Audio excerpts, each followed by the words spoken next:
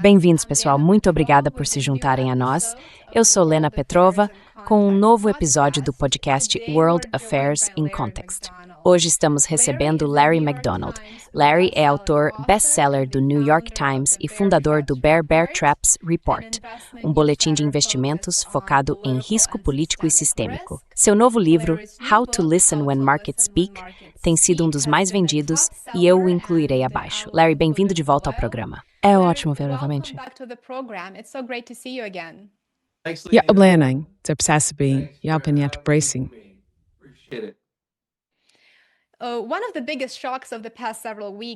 Um dos maiores choques das últimas semanas tem sido a magnitude da queda do dólar americano. Vemos isso em todos os lugares. As manchetes apontam para isso. O dólar acaba de atingir seu nível mais baixo em mais de 4 anos, perdendo 10% de seu valor em 12 meses. No início desta semana, sofreu sua maior queda diária desde a implementação das tarifas no ano passado. E, ao mesmo tempo, acabamos de ouvir o presidente Trump dizendo que o dólar americano, e cito, está indo muito bem. O que você acha disso e o que está impulsionando a queda no valor da moeda americana?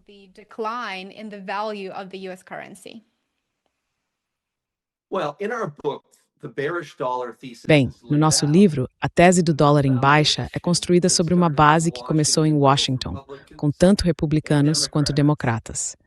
Não se trata apenas de responsabilidade fiscal e déficits absurdos.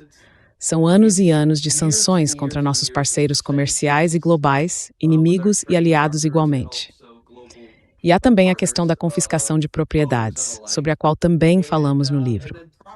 Essas são narrativas antigas, mas elas realmente deram início ao declínio do dólar em 2022. É como, eu chamo isso de arrogância, a arrogância suprema de Washington.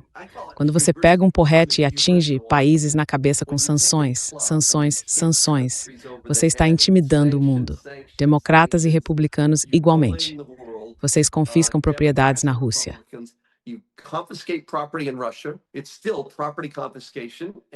Ainda é confisco de propriedade. E todos os outros países de mercados emergentes do mundo, desde aquele momento em 2022, estão agora pensando, puxa, tenho que ter cuidado com onde coloco meu dinheiro. Quero ter muito dinheiro em dólares. Aí entra toda a questão da guerra comercial com a equipe do Trump. E no fim das contas, tiramos 5 milhões de empregos dos Estados Unidos nos últimos 20 anos. Exportamos esses empregos para o mundo todo. Devastamos o cinturão da ferrugem, do ponto de vista da segurança nacional. É ruim. Literalmente, precisamos importar muitas coisas ligadas à segurança nacional, especialmente metais de terras raras, por exemplo.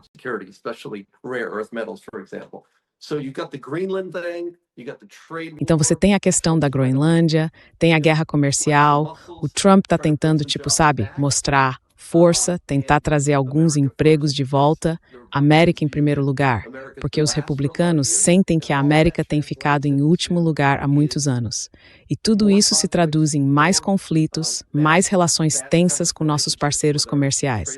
Então todo o complexo global passou de um mundo unipolar para um mundo multipolar. É disso que falamos no livro, e é parte do motivo pelo qual houve essa grande queda do dólar. Você passou de um mundo unipolar para um mundo multipolar.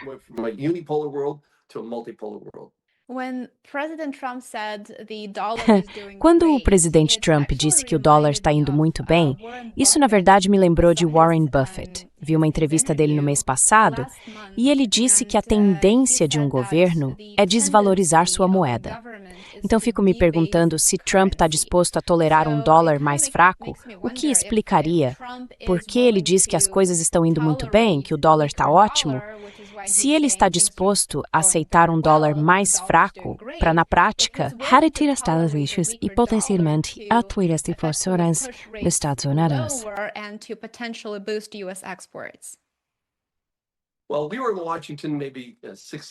Bem, nós estivemos em Washington talvez há 6 ou 8 semanas, e posso te dizer que havia 2 grupos na Casa Branca. Passamos algum tempo no Tesouro, e quando você passa muito tempo em Washington, percebe que existem 2 grupos. Há o grupo mais otimista em relação ao dólar. Eu não o chamaria de rinos, mas há certos republicanos que são mais tradicionais. E então você tem a ala de J.D. Vance e Don Jr., que no fim das contas, olha para o cinturão da ferrugem.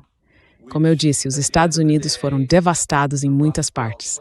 Aqueles 5 milhões de empregos deixaram o país e eles basicamente querem reequilibrar o mundo com um dólar mais fraco, certo?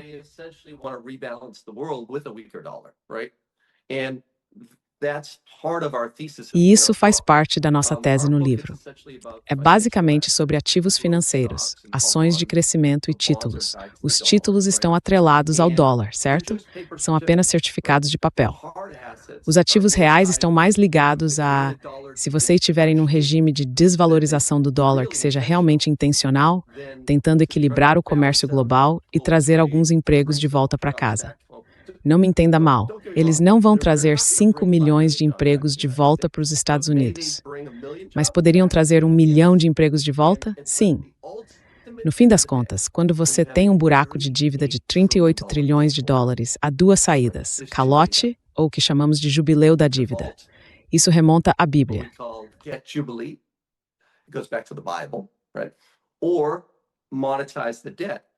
Ou monetizar a dívida, mantendo as taxas de juros abaixo da taxa de inflação. E você não pode sair por aí, como o Fed, o Tesouro ou a Casa Branca, e dizer isso porque já há pessoas demais no mundo, e na própria Casa Branca, chocadas com coisas como a Groenlândia e tentando demonstrar força por meio do comércio. Mas marque minhas palavras, não há dúvida na minha mente, nem na mente de muitos investidores institucionais com quem trabalhamos. Algumas das maiores instituições do mundo, de que essa é uma política de gestão das taxas de juros, empurrando-as para abaixo da taxa de inflação. Dessa forma, é possível essencialmente monetizar a dívida ao longo do tempo e sair daquele buraco de 38 trilhões de dólares. Larry, para os nossos telespectadores que talvez não estejam tão familiarizados com termos financeiros, você poderia explicar brevemente o que quer dizer com monetizar a dívida?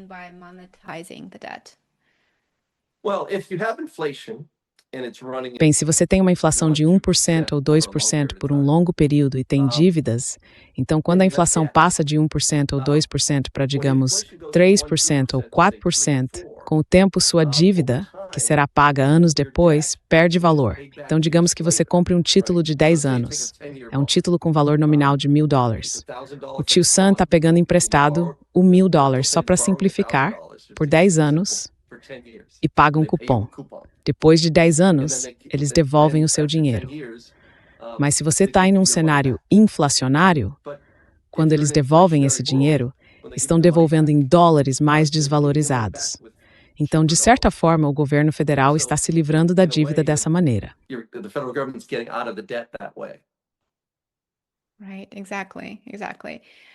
Certo, exatamente. Exatamente.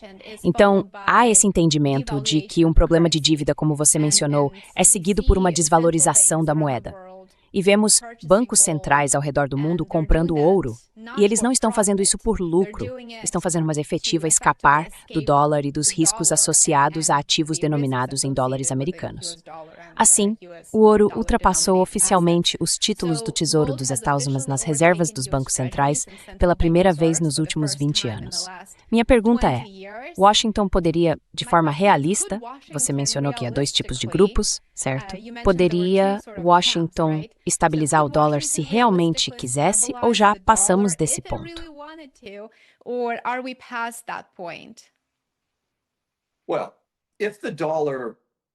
Bem, se o desastre do dólar saísse do controle, eles certamente fariam algumas coisas para estabilizar a moeda. O fato de o presidente dos Estados Unidos sair por aí nesta semana e dizer o dólar está bem, por definição, vai chocar e assustar algumas pessoas, certo? Porque JP Morgan costumava dizer lá em 1907, cuidado com o banqueiro que afirma não precisar do seu capital, pois o simples ato de dizer isso significa que ele definitivamente precisa do seu capital. Em outras palavras, só de afirmar publicamente que o dólar está bem e o presidente precisa sair e dizer isso junto com o Tesouro, isso já é um sinal de alerta.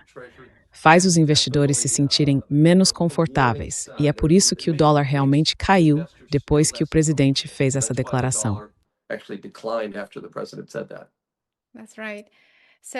Exato. Então, parece que ele está bem com um dólar fraco, pelos motivos que você acabou de mencionar. E os investidores globais não parecem realmente acreditar que Washington tem a situação sob controle, certo? Estou entendendo isso corretamente?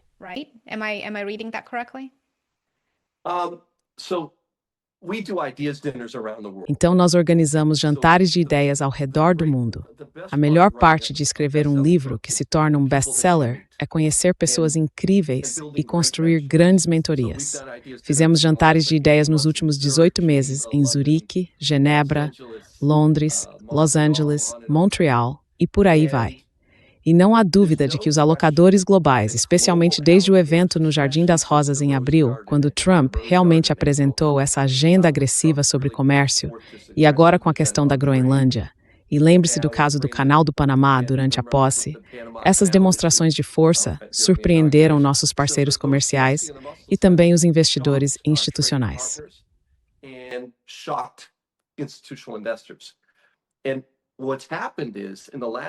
E o que aconteceu é que no último ano tivemos vários dias, especialmente em abril passado, em que o dólar caiu, os títulos caíram e as ações caíram, tudo no mesmo dia. Isso é algo que normalmente se vê em um país de mercado emergente. E quando você conversa com esses alocadores globais ao redor do mundo, fica muito claro que eles estavam super expostos ao dólar. Muitos deles têm mandatos para reduzir a exposição ao dólar, porque chegamos a um ponto de ruptura com a moeda 2022. Ela ficou forte demais. Como eu disse, nós dizimamos o cinturão da ferrugem. Há muitas coisas acontecendo com o dólar forte que são realmente ruins. E agora os alocadores globais estão recuando. Now global allocators are taking a step back. And so if you talk to pension funds around the world, se você conversar com fundos de pensão ao redor do mundo e realmente ler nas entrelinhas, há um mandato para reduzir a exposição ao dólar. Isso vem acontecendo especialmente desde o evento no Rose Garden no ano passado. O secretário do Tesouro, que na verdade é um bom comunicador, meio que apagou aquele incêndio com o dólar depois do Rose Garden em abril. Agora lembre-se, as eleições de meio de mandato estão a cerca de 10 meses de distância. Então, a Casa Branca quer ser o mais agressiva possível agora em questões como a da Groenlândia e ameaças comerciais, porque não poderá realmente fazer isso quando estivermos mais próximos das eleições de meio de mandato.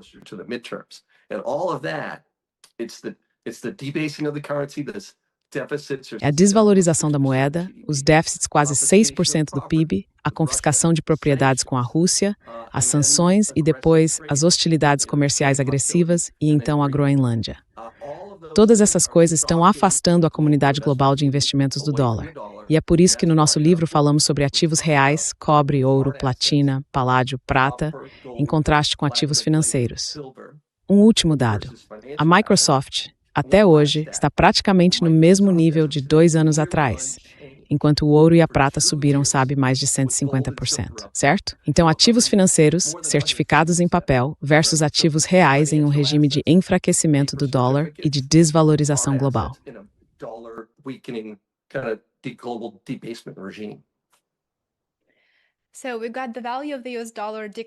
Então, temos o valor do dólar americano em queda e o mercado de ações dos Estados Unidos está, na verdade, subindo, certo? Li em algum lugar que apenas nos últimos 2 anos, as entradas de capital em ações americanas ultrapassaram 900 bilhões de dólares. Então, nos ajude a entender o que está acontecendo aqui. Por que o mercado de ações está em alta enquanto o dólar continua enfraquecendo?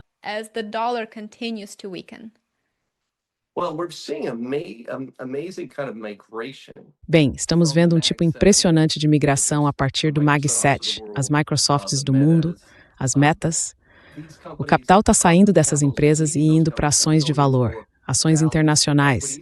Então, o mercado tem se ampliado um pouco. Ele estava extremamente concentrado em apenas alguns nomes, e isso é o começo de um processo maior. As ações internacionais, desde o 4º trimestre, estão superando o S&P. Vou dizer o seguinte, tivemos um jantar de ideias em dezembro, em Palm Beach, e quando ouço 3 investidores institucionais muito famosos dizendo a mesma coisa, o ponto que eles me destacam é este.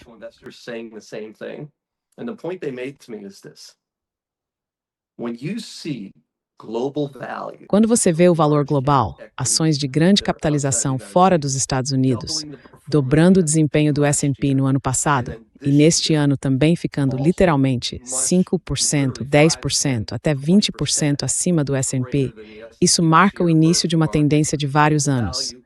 Não é algo que se observa em um único ano, como uma oscilação passageira. Essa é a principal mensagem que tenho recebido de muitas das nossas instituições ao redor do mundo. Portanto, det kan utses på as smalls e through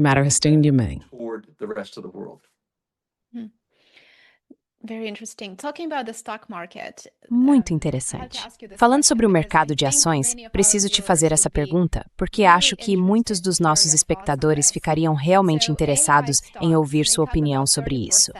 As ações de empresas de IA representam cerca de 30% do S&P 500, e muitos estão preocupados agora que uma bolha de IA, relacionada ao aumento das avaliações e provavelmente à especulação em startups ainda não comprovadas, possa causar muitos problemas no futuro. Então, qual é a sua opinião sobre a possibilidade de existir uma bolha de IA? E, se você acredita que há uma, qual poderia ser o possível desdobramento em um cenário de pior caso?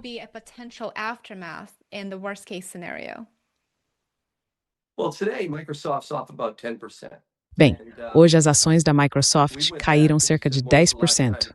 E, nós voltamos e perguntamos, quando foi a última vez que o cobre subiu 10% em um dia e a Microsoft caiu 10% no mesmo dia? Voltamos até os anos 80 e não conseguimos encontrar um dia tão extremo. É algo bem raro, porque estamos falando da segunda maior ação do S&P 500 em termos de composição do índice. Então, sabe, esse tipo de migração de capital para fora dos Estados Unidos, saindo das ações de crescimento e indo para outros tipos de ações de valor global, é um grande, grande choque. E é uma grande transição que está começando no mercado agora. Já vimos isso antes, na era das .com, e depois novamente com as empresas de petróleo e gás entre 2010 e 2014, quando houve uma explosão de gastos de capital, trilhões de dólares.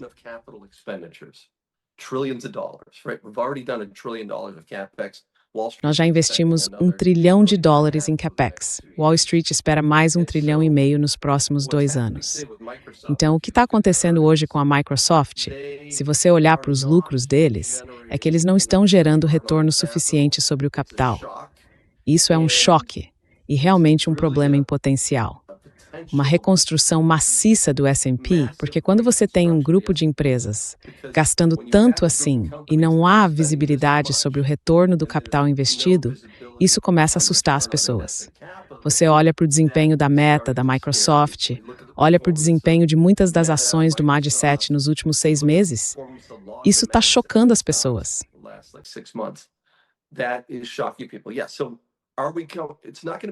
Sim. Então não vai ser exatamente como a bolha das .com e também não vai ser exatamente como os gastos excessivos e os investimentos em capital na indústria de petróleo e gás entre 2010 e 2014. Falamos sobre isso no nosso livro. Mas é algo parecido. Quando se faz esse tipo de investimento, é muito difícil recuperá-lo em termos de retorno sobre o investimento. É quase como uma disputa de testosterona, em que todo mundo está mostrando os músculos no Vale do Silício. Todos querem ser os primeiros e todos acham que se você não for o primeiro, vai ser o último. Mas é esse tipo de gasto movido a testosterona, sem nenhum retorno sobre o capital investido, que agora está começando a chocar o mercado.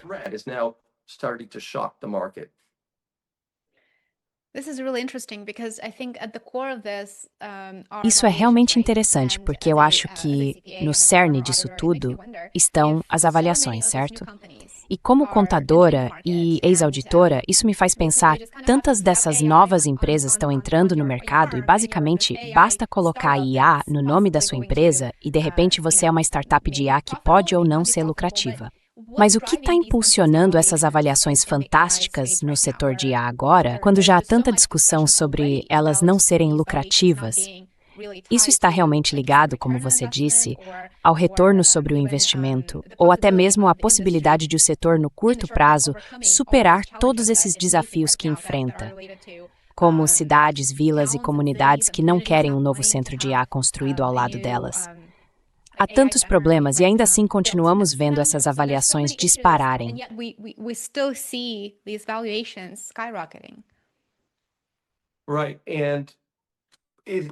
Certo. E nós realmente vimos os preços dispararem, mas também estamos vendo grandes mudanças dentro do mercado. É como um período de despertar em que a Nvidia está bem próxima das máximas históricas. Mas, de certa forma, toda essa questão da memória, veja a Micron. As ações da Micron estão sendo negociadas no maior percentual acima da sua média móvel de 200 dias de todos os tempos. E o custo da memória está disparando, e o que significa que os gastos de capital de empresas como Microsoft e Meta estão aumentando. Porque quando elas compram esses chips, o custo da memória subiu bem mais de 100% nos últimos meses. Então isso está criando essa sensação de que é preciso investir ainda mais dinheiro, certo?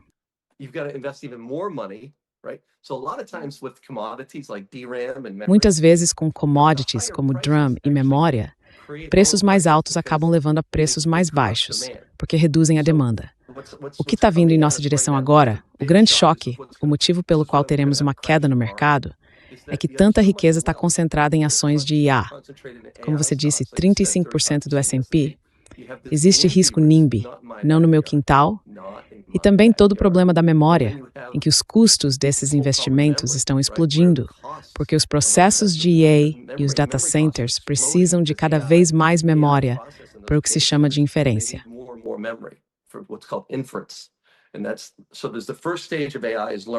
Então, a primeira etapa da IA é o aprendizado. Depois, os dados alimentam a IA no que é chamado de inferência. E a inferência exige uma enorme quantidade de memória.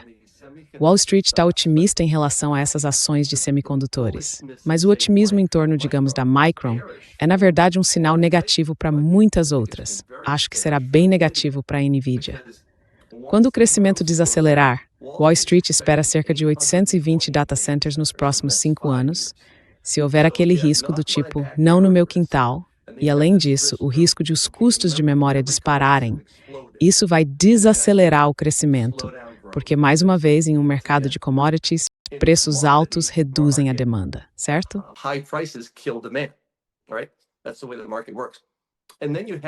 É assim que o mercado funciona. Então surge todo esse problema logístico relacionado à energia, levar a energia até os data centers. Então há 3 ou 4 coisas acontecendo. Há um investimento maciço, todo mundo concentrado no mesmo tipo de operação, e agora esses desafios começam a aparecer. É por isso que temos recomendado posicionar o capital em ações de gás natural, ações de carvão e investimentos em infraestrutura de energia que sustentem a IA. Porque, e no fim das contas, todo mundo está investindo em chips, mas ninguém está investindo na infraestrutura de energia necessária para sustentar todos esses chips.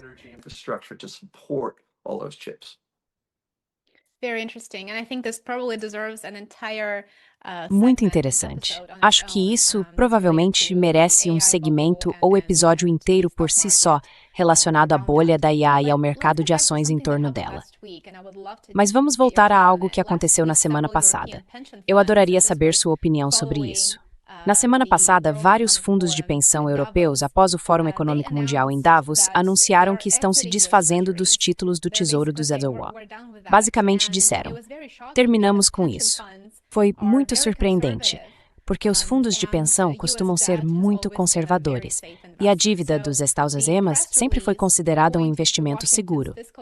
O comunicado à imprensa apontou a irresponsabilidade fiscal de Washington como um dos motivos para a decisão, junto com a instabilidade política. Você acha que veremos mais investidores, grandes fundos de pensão e participações semelhantes vendendo títulos do Tesouro e migrando para algo mais seguro para mitigar esses riscos?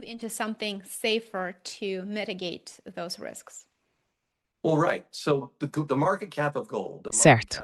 Então, o valor de mercado do ouro, a capitalização de mercado do ouro, passou de cerca de 8 a 12 trilhões, ou de 12 a 15 trilhões, dependendo de quem você ouve, para algo em torno de 34 trilhões. E o que está acontecendo é que não se trata apenas dos Estados Unidos. Japão, França e Reino Unido estão todos em uma trajetória de irresponsabilidade fiscal imprudente. Os Estados Unidos estão operando com déficits próximos de 6% do PIB, enquanto nos últimos 40 anos a média era de cerca de 3%. Então há essa imprudência em Washington, imprudência na França, imprudência em Tóquio, imprudência em Londres e investidores em títulos de longo prazo no mundo todo. Ninguém tem ganhado dinheiro desde 2022. Em outras palavras, quando as taxas de juros sobem, os preços dos títulos caem.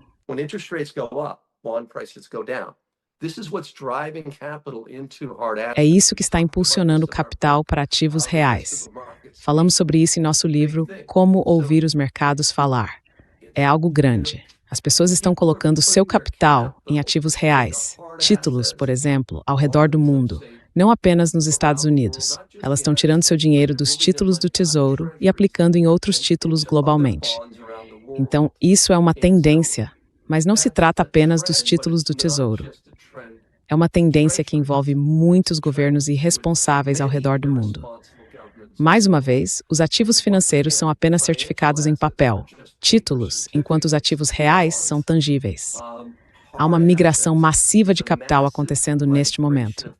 Trilhões de dólares, neste exato instante, estão sendo transferidos de ativos financeiros para ativos reais e para empresas centrais que controlam esses ativos reais.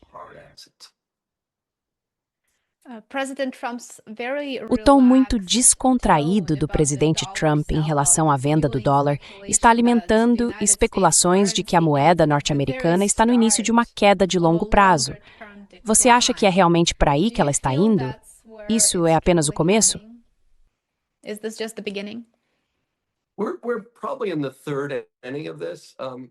Provavelmente estamos no terceiro ato disso. Uma das citações do nosso livro vem de Tocqueville e Tytler, do século XVIII. A frase diz: uma democracia só pode durar até que o povo, os cidadãos, descubra que pode votar para conceder a si mesmo benefícios do tesouro público, certo?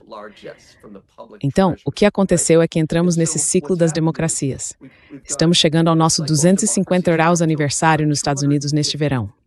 Vai haver muito barulho em torno disso. Mas se você olhar ao redor do mundo, a vida útil das democracias costuma ser de cerca de 250 anos. O ciclo de que falamos no livro, as democracias geralmente começam próximas à fase de servidão. Pense nos Estados Unidos, depois de 1700, quando o Reino Unido tinha um poder tremendo sobre as colônias.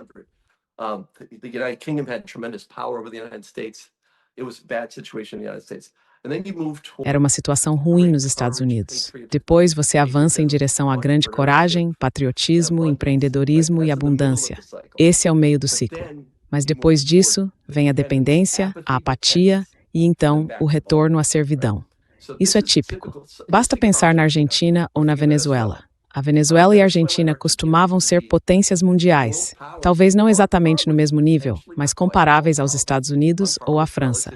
É o mesmo ciclo, da servidão à fé espiritual, à grande coragem, ao empreendedorismo, à abundância, depois à apatia, à dependência e de volta à servidão.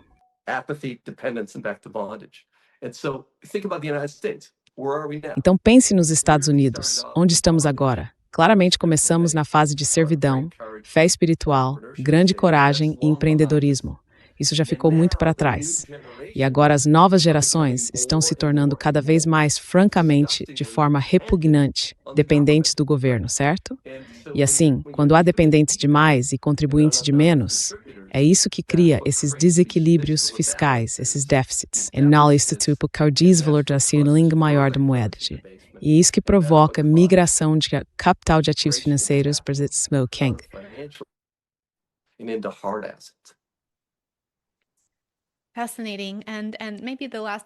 Fascinante. Talvez a última pergunta de hoje.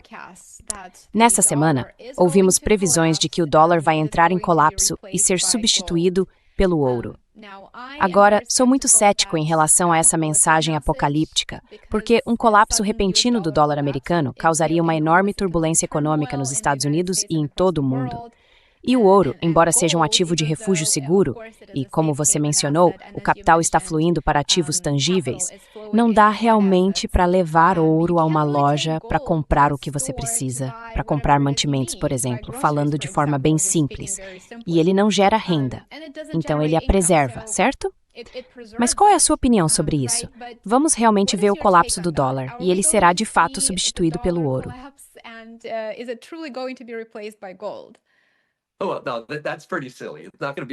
Ah, não, isso é bem bobo. Não vai ser substituído por ouro. Os Estados Unidos ainda têm aqueles 15 ou 16 porta-aviões, certo? O resto do mundo desenvolvido, em média, tem 1 ou 2, até a China. Então, o dólar americano ainda é sustentado por esses 16 porta-aviões. Nunca se esqueça disso. No fim das contas, com a desvalorização da moeda, perdemos muitos empregos nos Estados Unidos. Washington quer um dólar mais fraco, mas não vai deixar que isso saia do controle. Há muitas coisas que eles podem fazer para estabilizar o dólar. Tudo o que precisariam fazer é se o Fed voltasse a adotar uma postura mais rígida, certo?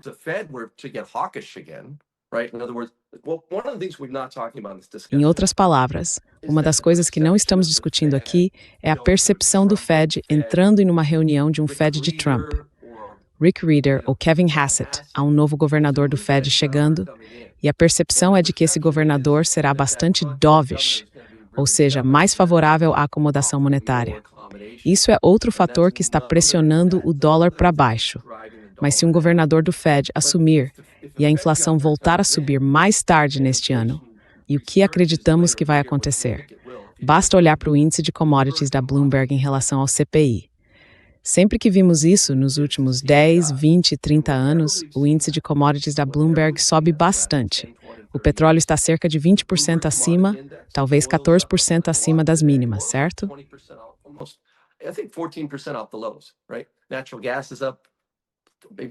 O gás natural subiu talvez 80% nas últimas semanas.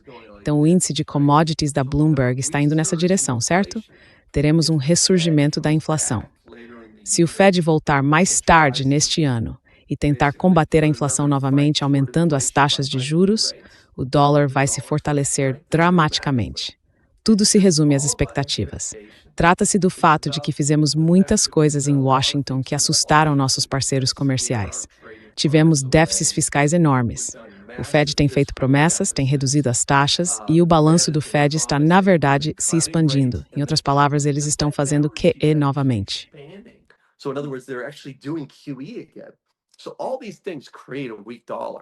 Então, todas essas coisas criam um dólar fraco, mas é muito fácil reverter isso. E eu acho que há uma alta probabilidade de que pense nisso, certo? Apenas pense nesse comportamento insano que está acontecendo em Washington. Estamos operando com déficits de 1,8 trilhão de dólares, certo? Você tem 1,1 trilhão de dólares em gastos com centros de dados vindo do Vale do Silício. Isso chega perto de 3 trilhões de dólares em estímulo, certo? Agora, o PIB do Fed de Atlanta está em torno de 4% ou 5%. E você está estimulando tudo isso, certo? Então, a probabilidade de a inflação voltar a subir mais tarde neste ano e o Fed ter que aumentar as taxas novamente é muito alta, e isso estabilizaria o dólar.